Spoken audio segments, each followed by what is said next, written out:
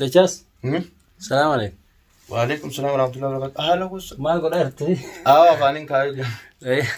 Afaanin kaayu juraami. Nagaa qabdaa. Nagaa akkam? Biyyoo qabdaa. Nagaa fayyaadha. Iyyirtanii yaa. Fayyaa. Cimmoontaan. Yaa waggaa meeqa walitti caalee? Qamoon jiralleedha. Yaani akka miijar raaftanii. Iddigaa maashaallah bareedduudha warra barnaa kan bareedduugaa. Wallahi. Warra amatoo kanama gartee miti gaa. Gizee hundee soomana gartee nagaan baafatee ijallee nagaan godhu. Rabbi nundaa godhuun kunoo gaanaaf ibsaallee ni sababeeffachuudhaan gartee miti gaa dhiyeenya kana wajjumaan jira guyyaa ijaatiif harma hedduu waasilee wajjin jira jechuudha har'a kun ejjee gabaatee guyyaa shanaffaa jira alhamdulillah galanni kan rabbiitiin yaani amma ishee baganaaf jiraatan nuti keessan isin jaalladha. Daawwattoonni baay'ee si yaadanii chaanala kee kana baay'ee si gaafachaa jiran. Dhugaa wallaan illee akkamittiin hedduu isaa yaadee waan hin jee gaa waa yaada isaanii gisee na kaasu ati jechoota naan katamaal jee kan deebisaa isaanii deebisuu fi waa yaada keessanii akkamitti akkaan isin ibsu yaani bakka hedduu takkaan si yaadee ta'ullee garuu wajjin jira inshaallah alhamdulillah lafti rabbii nagaa qabbanaa.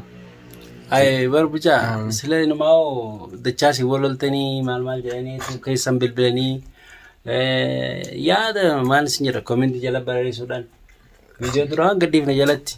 Nin jira. Waloltanii onna jechaa turanii Oromooti yaaqaalii baga nu gaafattanii isin raabatu keenyallee dhiifama. Waliloolee dachaas jechuun walolus nama ta'uu miti shayitaanis jidduu seenu inshaallah abdii rabbii balaa san hunda akka waliinuu dabarsineewu namni meeqa kan hubate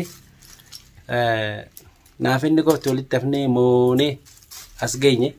Wallahi alhamdulillah. Guyyaan ni dabra.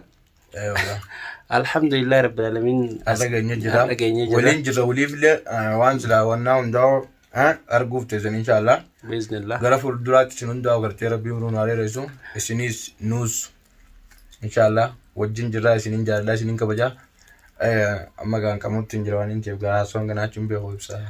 La asun hin jirraa qofa isin agarsiisuudhaaf malee hordoftoota keenya waan biraatiif himti. Yaa akkasii jirraa walilollee dhugaa kana gaafii na gaafataniif deebisuma keessanii fi hunooti ni jirra waliin jirra dachaas ni jira maatiinis nagaa qabanii mubaarakiisinis haati mubaarakiis akkuma beektan hundi keessanuu nagaa naa jiraachuu keessaniif galatoomaa isin jedha Oromooti yaaqaalii ammallee